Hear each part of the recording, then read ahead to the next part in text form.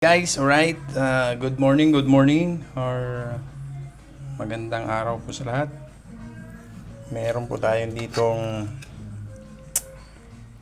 isang buong manok. Try natin yung luto na guys, lagyan lang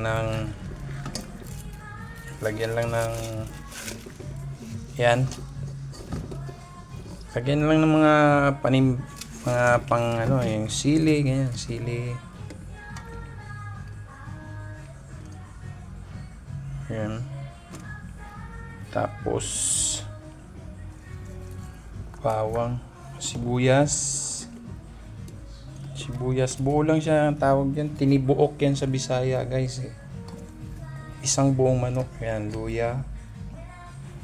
Tapos yung bawang, pitin natin ng konti. Ay, lumipad. Yan.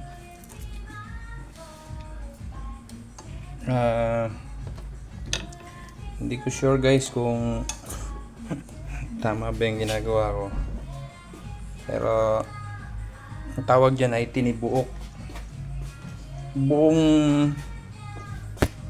sa Bisaya po yun. Buong buong manok.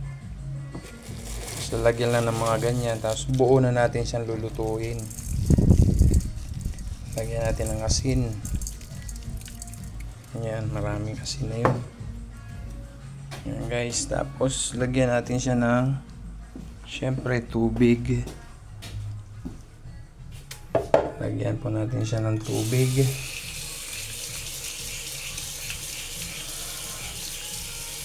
Katamtamang tubig lang guys, hindi naman masyadong marami kasi magtutubig pa o yan lalabas pa yung tubig nya yan, mga ganyan lang. Tapos pakuluin na natin yan siya sa mahinang apoy lamang po.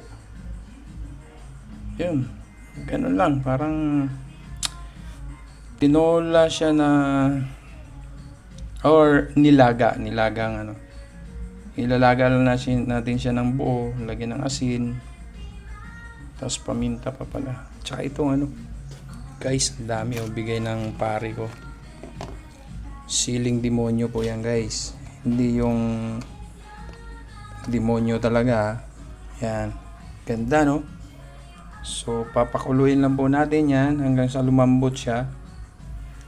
Dapat nga po may seafoods pa kaso wala tayong pambili. Ito lang ang binigay sa atin ni Lord. Kaya thank you. Ayos na yan. Abangan nyo po guys yung pagkain natin yan pag naluto na mamaya. Bye bye.